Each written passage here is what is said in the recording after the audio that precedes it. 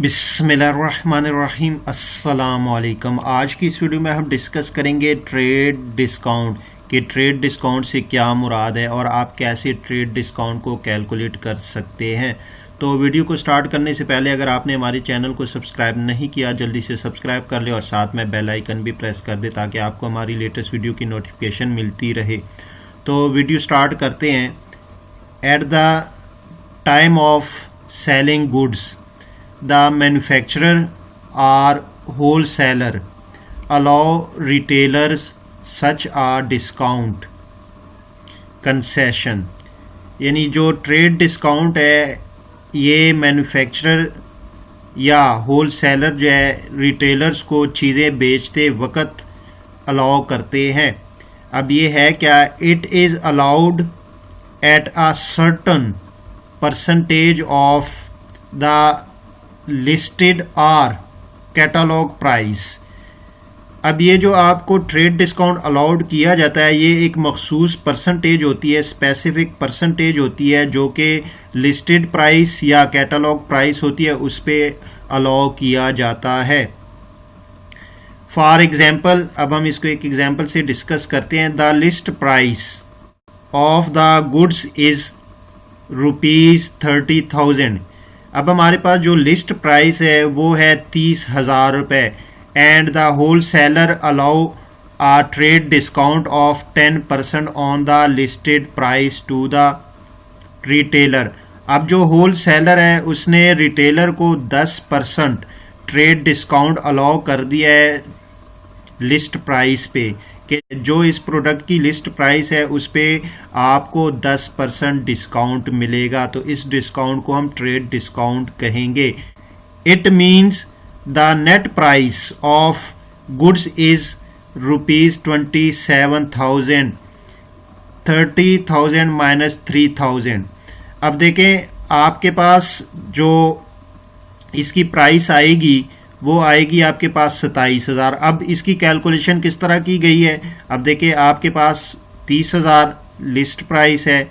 अब list price को 10% से जब आप मल्टीप्लाई कर लेंगे तो आपके पास जो डिस्काउंट की वैल्यू आएगी वो आएगी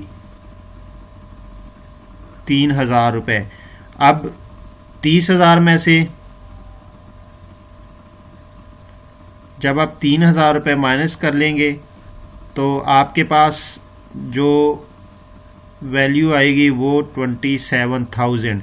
अब जो रिटेलर है वो होल सेलर को 27,000 रुपये देगा 30,000 रुपये की बजाय, क्योंकि ये जो 3,000 रुपये है ये ट्रेड डिस्काउंट दिया गया है लिस्ट प्राइस पे।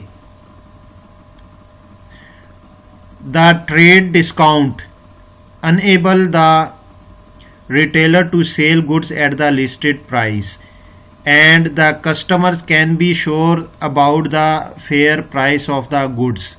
अब बेसिकली जब भी आप रिटेलर को ट्रेड डिस्काउंट देते हैं तो जो रिटेलर है अब वो जो लिस्ट प्राइस है उस पे अपनी प्रोडक्ट्स को सेल कर सकता है जो उसने आपसे ट्रेड डिस्काउंट पे परचेज किया है। It may be noted that both the buyer and seller will record ₹27,000 not ₹30,000। अब जो ट्रेड डिस्काउंट है ये बेसिकली आप बुक ऑफ अकाउंट्स में नोट नहीं कर सकते, इसको रिकॉर्ड नहीं कर सकते।